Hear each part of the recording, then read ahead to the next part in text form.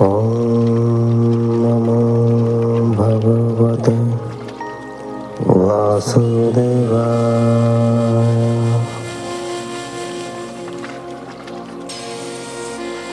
ॐ नमो भगवते वासुदेवाय।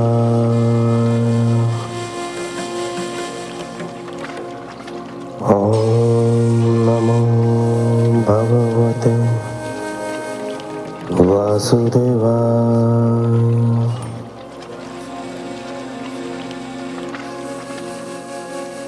आप सुन रहे हैं हिंदू रिचुअल्स, हिंदू रीति रिवाज द्वारा प्रसारित श्रीमद् भागवत महापुराण।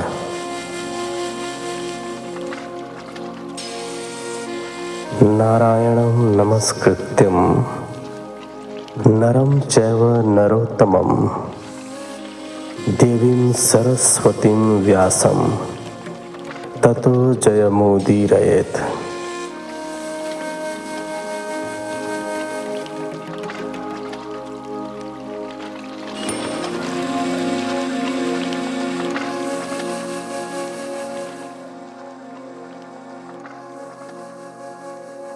दशम स्कंध के इस एपिसोड में आप सुनेंगे 69वें अध्याय से लेकर 73वें अध्याय तक। तो चलिए कथा प्रारंभ करते हैं 69वें अध्याय से।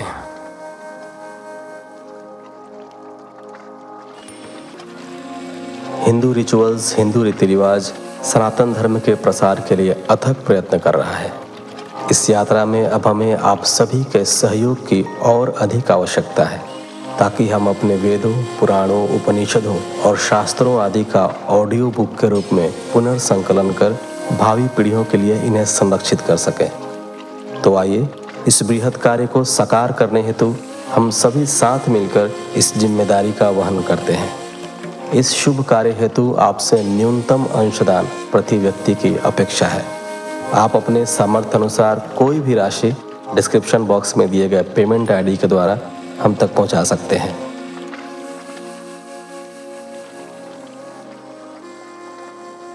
उनहत्तरवां अध्याय। भगवान श्री कृष्ण की गृहचर्या देखने नारद जी का आना। श्री शुकदेव जी ने कहा, परीक्षित, जब देवर्षि नारद ने यह सुना कि भगवान श्री कृष्ण ने भौमासुर का वध करके उसके बंदी गृह से छुड़ाई हुई 16,000 राजकुमारियों से 16,000 शरीर धारण करके अलग अलग महलों में विवाह रचाया है, तो उनकी गृहचर्या को देखने की उत्सुकता में वे एक बार द्वारका आए। द्वारका का अद्भुत प्राकृतिक सौंदर्य देखकर वे अभिभूत हो गए। द्वारकापुरी में भगवान श्री कृष्ण का बहुत ही सुंदर अंतःपुर था। उसका निर्माण स्वयं विश्वकर्मा ने अपने हाथों से किया था। भगवान की 16,000 रानियों के अलग अलग महल थे, जो सुगंधित पुष्पों और कृत्रिम झरनों से अत्यधिक शोभायमान थे। देवर्षि नारद ने देखा कि हर महल की अटारी पर भगवान श्री कृष्ण अपनी धर्म पत्नी रुक्मिणी जी के साथ वहां पर विराजमान थे। दासियां उन्हें चंवर डुला रही थीं। नारद जी को देखकर भगवान श्री कृष्ण अपनी शैया पर से उठ खड़े हुए और रुक्मिणी सहित उन्होंने देवर्षि नारद को प्रणाम किया और गंगा जल से उनके चरण पखारे। उन्होंने बड़े प्रेम और आदर के साथ नारद जी को आसन पर बैठाया। वे ब्राह्मणों को अपना आराध्य देव मानते थे। उन्होंने नारद जी से कहा, प्रभु, आप तो समग्र ज्ञान, वैराग्य, धर्म, यश, श्री और ऐश्वर्य से परिपूर्ण हैं। तीनों लोकों में आपकी निर्द्वंद गति है। आप कहीं भी आ जा सकते हैं, आप पर कोई रोक टोक नहीं है। कहिए, हम आपकी क्या सेवा करें। बिना किसी प्रयोजन के तो आपके दर्शन दुर्लभ हैं। नारद जी ने कहा, भगवान, आप समस्त लोकों के एकमात्र स्वामी हैं। आप अपने भक्तजनों से प्रेम करते हैं और दुष्टों को दंड देते हैं। आपने संपूर्ण जीवों की रक्षा के लिए और उनका कल्याण करने के लिए अवतार लिया है। आपके चरण कमलों के दर्शन करके आज मुझे परम पुण्य प्राप्त हुआ है। आपकी योग माया की कोई सीमा नहीं है। आप अनंत हैं, सर्वव्यापक हैं, स्वयं प्रकाश हैं, समस्त भक्तों को मोक्ष देने वाले हैं। स्वयं ब्रह्मा और शंकर जी भी सदैव अपने हृदय में आपका चिंतन करते रहते हैं। आप मुझ पर ऐसी कृपा कीजिए कि आपके इन चरण कमलों की स्मृति सदा मेरे हृदय में बनी रहे। भगवान ने मुस्कुरा कर कहा, नारद जी, मैं तो सदैव आपके हृदय में रहता हूं। आप जहां कहीं भी जाएंगे मुझे ही पाएंगे। परीक्षित, नारद जी भगवान से विदा होकर उनकी योग माया के रहस्य को जानने के लिए उनकी 16,000 रानियों के महल में गुप्त रूप से गए। वहां उन्होंने भगवान श्री कृष्ण को कहीं स्नान करते, कहीं संध्या हवन करते, कहीं भोजन करते, कहीं शयन करते, कहीं चौसर खेलते, कहीं अस्त्र शस्त्र चलाते, कहीं मल्ल युद्ध करते, कहीं वेणी गूंथते, कहीं रास करते, कहीं मुरली बजाते, कहीं मंत्रियों से मंत्रणा करते, कहीं देवकी और वसुदेव जी के चरण दबाते हुए विविध रूपों में देखा। उन सभी महलों में एक विशेष बात उन्होंने यह देखी कि उनकी पत्नी के रूप में हर जगह रुक्मिणी ही दिखाई दी। वे हैरान होकर भगवान की योग माया के विषय में सोचने लगे कि इसे कौन जान पाया है। तभी उनके कानों में भगवान के शब्द पड़े, नारद, मेरी इस योग माया से तुम मोहित न होना। संसार में धर्म की शिक्षा देने के लिए मैंने अवतार लिया है और हर जीव में मैं और मेरी योग माया श्री लक्ष्मी जी विद्यमान हैं। 17वां अध्याय। भगवान श्री कृष्ण के पास जरासंध के बंदी राजाओं के दूत का आगमन। श्री शुकदेव जी ने कहा, परीक्षित, भगवान श्री कृष्ण की जीवनचर्या सुबह से शाम तक इसी प्रकार चलती रहती थी। एक दिन द्वारकापुरी की राजसभा के द्वार पर एक नया व्यक्ति आया। द्वारपालों ने उसकी सूचना देकर महाराज की आज्ञा से उसे सभा भवन में उपस्थित किया। उस व्यक्ति ने महाराज और सभा में उपस्थित सभी लोगों को नमस्कार किया और भगवान से निवेदन किया, हे श्री कृष्ण, आप मन और वाणी से अगोचर हैं। जो भी दीनहीन आपकी शरण में आता है, आप उसका ताप क्षण भर में हर लेते हैं।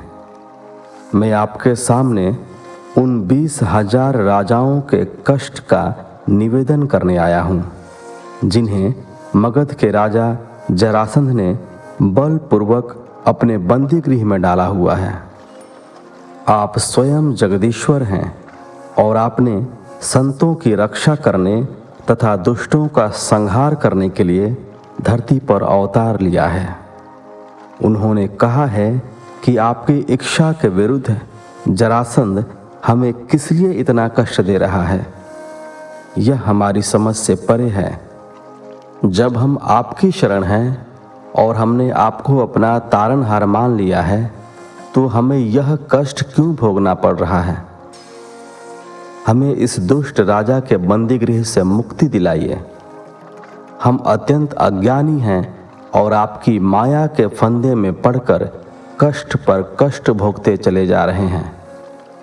आप ही हमें जरासंध के कर्मों के बंधनों से छुड़ा सकते हैं। यह दुष्ट राजा 10,000 हाथियों का बल रखता है और हम लोगों को इस प्रकार बंदी बनाए हुए है जैसे सिंह भेड़ों को घेरे रखता है। हे चक्रपाणे, आपने 17 बार जरासंध से युद्ध किया और उसका मान मर्दन किया। हर बार आपने उसे पराजित करके छोड़ दिया।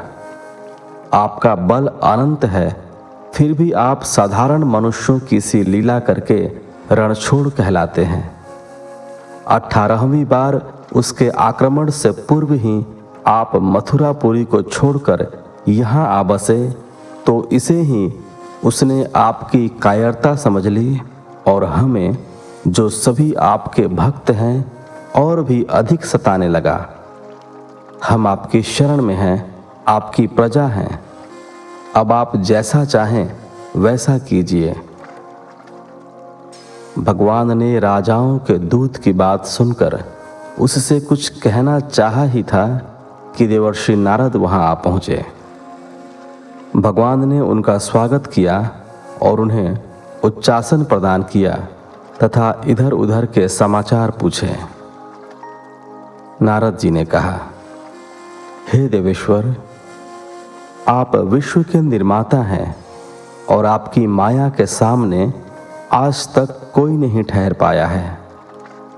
उससे पार पाना बड़ा कठिन है। आप घट घट व्यापी हैं। आप जो अनजान बनकर पांडवों का समाचार पूछते हैं, उससे मुझे बड़ा आश्चर्य होता है। आप कब क्या करना चाहते हैं, इसे भला कौन समझ सकता है? प्रभु, आप तो स्वयं परब्रह्म हैं, फिर भी आप मनुष्यों की सी लीला करते हुए मुझसे पूछते रहते हैं। चलिए, मैं ही आपको बता देता हूँ। ब्रह्मलोक में किसी को जो भोग प्राप्त हो सकता है, वह राजा युधिष्ठिर को प्राप्त है। वे स्वयं धर्मराज हैं। उन्हें किसी चीज की कामना नहीं है, फिर भी वे श्रेष्ठ राजसूय यज्ञ करना चाहते हैं और उसमें आपकी अग्र पूजा करने के आकांक्षी हैं। शीघ्र ही उनका दूत आपको निमंत्रण देने के लिए आने वाला है। उस श्रेष्ठ यज्ञ में आपके दर्शन के लिए बड़े बड़े देवता और यशस्वी नृपति गण एकत्र होंगे। प्रभु, आप स्वयं ब्रह्म हैं। आपके दर्शन, श्रवण, कीर्तन और ध्यान करने मात्र से ही सभी पवित्र हो जाते हैं। आपकी निर्मल कीर्ति समस्त दिशाओं में छा रही है। स्वर्ग, पाताल और पृथ्वी पर ऐसा कोई कोना नहीं है जहां आपकी यश पताका न फहराई जाती हो। आपके चरणों से निकली स्वर्ग में मंदाकिनी, पाताल में भोगवती और मृत्युलोक में गंगा के समान पवित्र पावनी जलधारा तीनों लोकों को पवित्र करती रहती है। परीक्षित, सभा में जितने भी यदुवंशी उपस्थित थे, वे सब इस बात के लिए उत्सुक हो रहे थे कि पहले जरासंध पर चढ़ाई करके उसे जीत लेना चाहिए। इसलिए उन्हें नारद जी का बीच में आना कुछ अच्छा नहीं लगा। इस पर भगवान श्री कृष्ण ने मुस्कुराकर उद्धव जी से कहा, उद्धव, तुम मेरे परम हितैषी और मित्र हो। तुम बताओ कि हमें इस विषय में क्या करना चाहिए। हम तुम्हारी सलाह पर ही कार्य करेंगे। उद्धव जी ने जब देखा कि भगवान साधारण मनुष्यों की भांति सब कुछ जानने के उपरांत भी उनसे पूछ रहे हैं, तो वे पल भर के लिए सोच में पड़ गए। 71वां अध्याय। श्री कृष्ण का इंद्रप्रस्थ पधारना। उद्धव जी ने कहा, भगवान, देवर्षि नारद ने आपसे कहा है कि आपको अपने फुफेरे भाई पांडवों के राजसूय यज्ञ में सम्मिलित होकर उनकी सहायता करनी चाहिए, किंतु यह बात भी ठीक है कि शरणागत की रक्षा अवश्य करनी चाहिए। प्रभु, राजसूय यज्ञ तो वही कर सकता है जिसने 10 दिशाओं पर विजय प्राप्त कर ली हो। तब यह परम आवश्यक है कि पांडवों के यज्ञ और शरणागतों की रक्षा, इन दोनों के लिए जरासंध को जीतना अनिवार्य है। जरासंध के रहते पांडवों के राजसूय यज्ञ का कोई महत्व नहीं है। जरासंध को जीत लेने पर हमारा महान उद्देश्य पूरा हो जाएगा और 20,000 राजाओं की मुक्ति से आपको सुयश की भी प्राप्ति होगी। जरासंध को भीमसेन पराजित कर सकता है। वह अत्यंत बली है। उसे सेना से नहीं, आमने सामने के मल्ल युद्ध से जीत लेना अधिक उपयुक्त होगा। जरासंध बहुत बड़ा ब्राह्मण भक्त है। यदि ब्राह्मण उससे कोई याचना करता है तो वह कभी उसे मना नहीं करता। इसलिए भीम यदि ब्राह्मण वेश में उससे मल्ल युद्ध की भिक्षा मांगे तो वह तत्काल तैयार हो जाएगा। तब आपकी उपस्थिति में भीमसेन उसे मार डालेगा। प्रभु, आप सर्वशक्तिमान स्वयं काल स्वरूप हैं। आप स्वयं जानते हैं कि उसका वध इसी प्रकार होना है, फिर आप क्यों विलंब कर रहे हैं? यह राजसूय यज्ञ तो एक बहाना मात्र है। आप स्वयं यही चाहते हैं, इसलिए आप पहले वहां पधारिए और इस दूत को आश्वस्त करके मगध भेज दीजिए कि बहुत जल्द आप उन राजाओं का उद्धार करेंगे। परीक्षित, उद्धव जी की बात सुनकर भगवान श्री कृष्ण ने उनकी बात का समर्थन किया और वे इंद्रप्रस्थ जाने की तैयारी करने लगे। उसी दिन इंद्रप्रस्थ से पांडवों का निमंत्रण पत्र लेकर दूत भी आ गया तो उनका उत्साह और बढ़ गया। वे अपने सगे संबंधियों को लेकर इंद्रप्रस्थ के लिए चल पड़े और दूत को आश्वस्त करके उन्होंने मगध की ओर भेज दिया। परीक्षित, भगवान श्री कृष्ण मार्ग में सरस्वती नदी पार करके पांचाल और मत्स्य देशों में होते हुए इंद्रप्रस्थ जा पहुंचे। जब महाराज युधिष्ठिर को यह समाचार मिला कि भगवान श्री कृष्ण पधारे हैं, तब उनका रोम रोम आनंद से खिल उठा। वे अपने स्वजन और भाइयों के साथ उनकी अगवानी करने पहुंच गए। नगर के बाहर ही उन्होंने मंगल गीतों और पुष्पों की वर्षा के मध्य उनका हार्दिक स्वागत किया। उन्हें देखकर युधिष्ठिर का हृदय आनंदातिरेक से भर उठा। वे बार बार उन्हें अपने हृदय से लगाने लगे। उसके बाद भीम, अर्जुन, नकुल और सहदेव ने उनका आलिंगन किया। स्वयं भगवान श्री कृष्ण ने ब्राह्मणों और कुरुवंशीय वृद्धों को यथायोग्य नमस्कार किया। इस प्रकार ढोल नगाड़ों के मध्य इंद्रप्रस्थ के लोगों ने भगवान श्री कृष्ण का अभिनंदन करते हुए उन्हें नगर में प्रवेश कराया। इंद्रप्रस्थ की सड़कें और गलियां सुगंधित पुष्पों से सजाई गई थी। रंग बिरंगी झाड़ियां सड़कों पर लगाई गई थी। जगह जगह तोरण द्वार सजाए गए थे। सोने चांदी के जल भरे कलश स्थान स्थान पर शोभा पा रहे थे।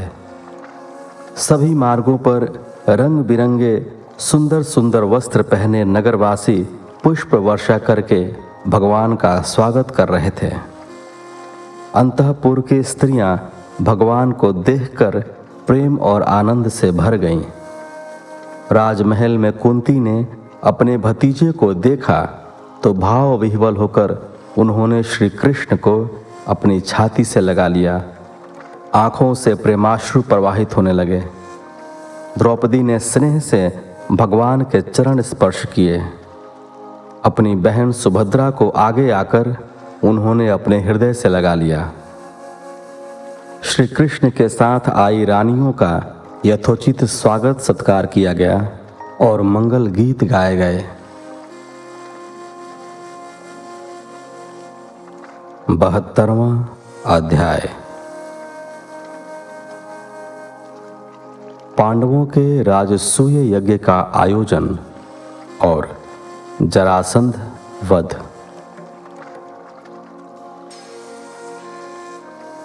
श्री शुकदेव जी ने कहा, परीक्षित, एक दिन भरी राजसभा में धर्मराज युधिष्ठिर ने श्री कृष्ण को संबोधित करके कहा, परम श्रद्धेय गोविंद, मैं सर्वश्रेष्ठ राजसूय यज्ञ के द्वारा आपका और देवताओं का पूजन करना चाहता हूं। आप कृपा करके मेरा यह संकल्प पूरा कीजिए। आपके चरण कमलों की पादुकाएं समस्त अमंगल को नष्ट करने वाली हैं।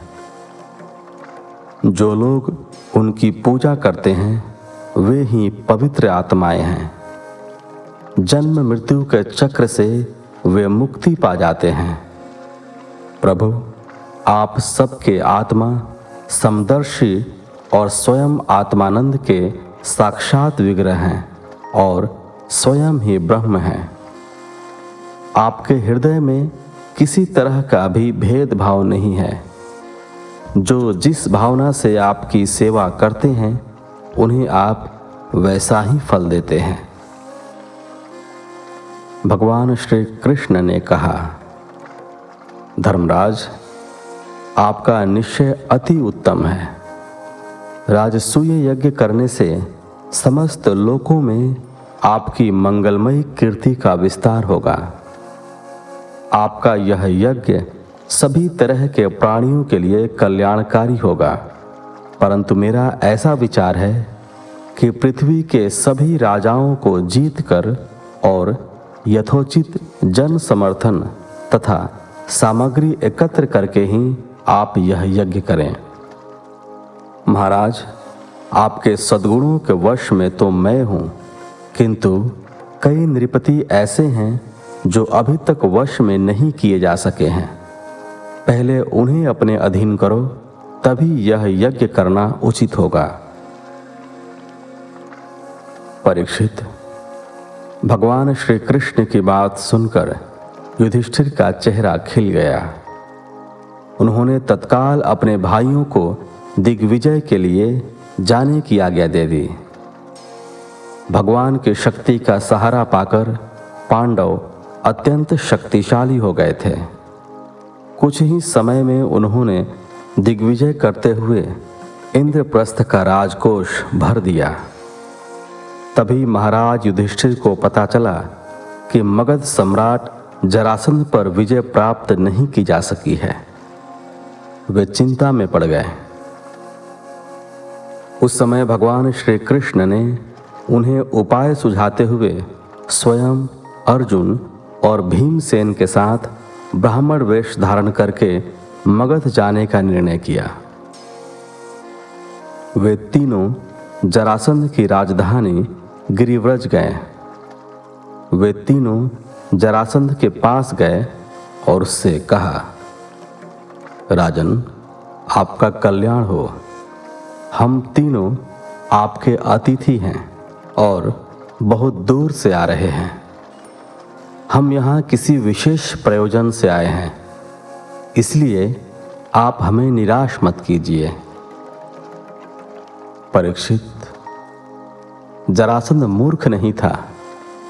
वह तत्काल उनकी सूरतें और कलाइयों पर पड़े हुए धनुष की प्रत्यंचा की रगड़ के चिन्हों को देखकर पहचान गया कि ये ब्राह्मण नहीं, क्षत्रिय हैं।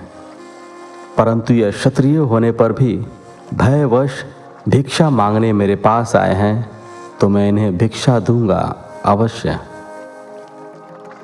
भगवान विष्णु ने ब्राह्मण का वेश धारण करके दैत्यराज बलि से उसका सब कुछ छीन लिया था, फिर भी उसका यश आज तक गाया जाता है। यह शरीर नाशवान है, याचक यदि इसे भी मांगेगा तो मैं इसे देने में हिचकूंगा नहीं। इस शरीर से जो विपुल यश नहीं कमाता और जो क्षत्रिय ब्राह्मणों के लिए जीवन धारण नहीं करता, उसका जीना व्यर्थ है। जरासंध ने उनसे कहा, ब्राह्मणों, आप लोग मनचाही वस्तु मांग लें। आप चाहें तो मैं आपको अपना सिर भी दे सकता हूं। भगवान श्री कृष्ण ने कहा, राजेंद्र, हम लोग अन्न के इच्छुक ब्राह्मण नहीं हैं। हम तो क्षत्रिय हैं और आपके पास युद्ध के लिए आए हैं। यदि आपकी इच्छा हो तो हमें द्वंद्व युद्ध की भिक्षा दीजिए। ये पांडुपुत्र भीमसेन है, यह इनका भाई अर्जुन है और मैं आपका पुराना शत्रु कृष्ण हूं। परीक्षित, जब भगवान ने इस प्रकार अपना परिचय दिया तो जरासंध ठहाका मारकर हंसने लगा।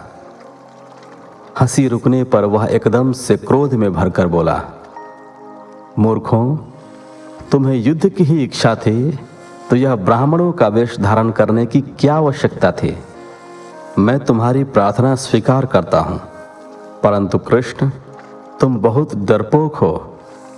तुम युद्ध में घबरा कर रण छोड़ जाते हो, इसलिए मैं तुम्हारे साथ तो नहीं लड़ूंगा। यह अर्जुन भी कोई योद्धा दिखाई नहीं पड़ता। यह अवस्था में मुझसे छोटा भी है। यह मेरे जोड़ का नहीं है, मैं इसके साथ भी नहीं लड़ूंगा। शेष बचा यह भीमसेन, यह अवश्य मेरे जोड़ का दिखाई पड़ता है, मैं इसके साथ लड़ूंगा। दोनों वीर नगर के बाहर एक अखाड़े में आ गए। वहां जरासंध ने एक भारी गदा भीमसेन की ओर उछाल दी। भीमसेन ने उसे लपक लिया। एक गदा जरासंध ने उठा ली। अब दोनों रणोन्मत्त होकर एक दूसरे से भिड़ गए। वे दोनों अपनी अपनी ब्रज सरीखी गदाओं से एक दूसरे पर प्रहार करने लगे। दोनों की गदाएं जब आपस में टकराती तो ऐसा प्रतीत होता जैसे बिजली तड़क रही हो। कुछ ही देर में दोनों की गदाएं एक दूसरे के शरीरों से टकराकर टूट फूट गईं। तब वे दोनों लात घूंसों से एक दूसरे को कुचल डालने की चेष्टा करने लगे। दोनों वीर दो विशाल हाथियों के समान आपस में टकरा रहे थे। रात होने पर दोनों युद्ध रोक कर मित्र समान रहते और दूसरे दिन नित्य कर्मों से निपटकर वे फिर अखाड़े में पहुंच जाते। 27 दिन तक वे आपस में टकराते रहे, किंतु हार जीत का फैसला नहीं हो सका। 28वें दिन भीमसेन ने श्री कृष्ण से कहा, कृष्ण, मैं युद्ध में जरासंध को जीत नहीं सकता, यह अत्यंत बलवान है।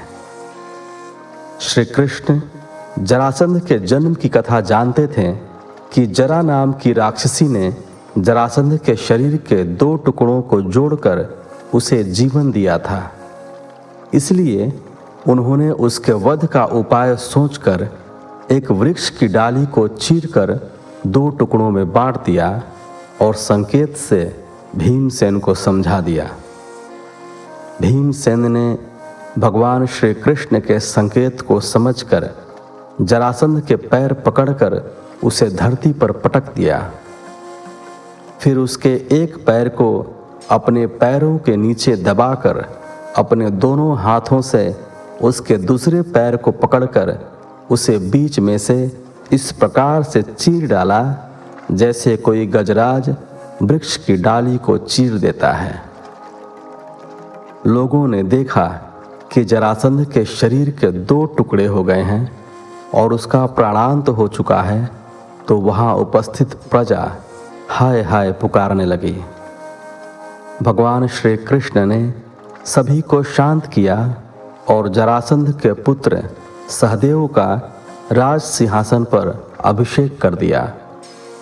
उसके उपरांत उन्होंने जरासंध के बंदी गृह से उन राजाओं को मुक्त किया जो उसने बंदी बनाकर रखे हुए थे। 73वां अध्याय।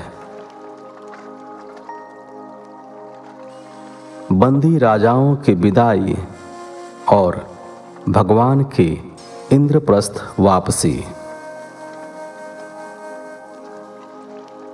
श्री शुकदेव जी ने कहा, परीक्षित, जरासंध ने जिन 20,800 राजाओं को जीतकर एक पहाड़ी किले में बंदी बना रखा था, उन्हें जब भगवान श्री कृष्ण ने मुक्त किया तो उनकी दशा बड़ी शोचनीय हो रही थी।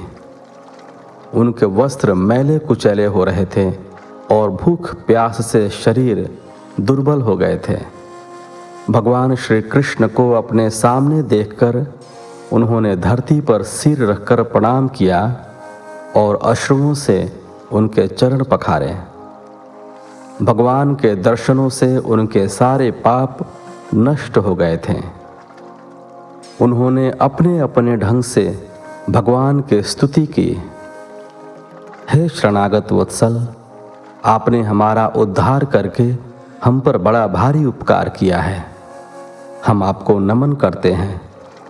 आपने हमें जरासंध के कारागार से तो मुक्त करा दिया, अब हमें जीवन मृत्यु के चक्र से भी मुक्त कर दीजिए।